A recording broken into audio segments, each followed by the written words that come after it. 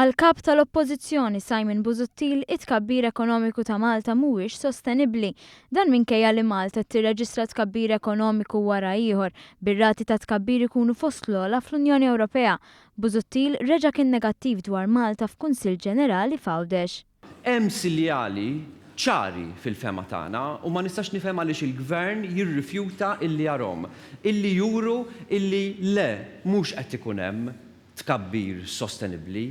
Il-Kunsill Ġenerali kien indirizzat ukoll minn numru ta' deputati nazzjonalisti li tkellmu dwar il-budget għas-sena d-dieħla. Il-kummenti tagħhom dwar il-budget stonaw ħafna ma' dawk li għamlu l-imsieħba soċjali fl-aħħar jiem.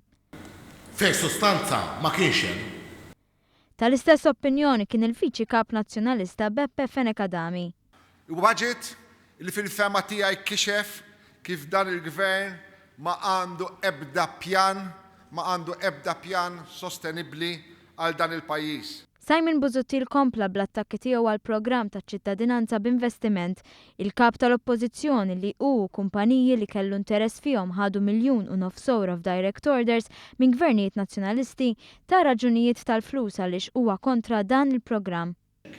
Għalija il-flus mhumiex kollox. Fl-istess ħin reġa' qal li l-power station taħdem bil-gas m'hemmx bżonna u fil-waqt li kien negattiv fuq kollox kien pożittiv biss dwaru nnifsu. Għalli dott, għalli taf xi stħajiltek, għalli stħajiltek hija tilab futbol away.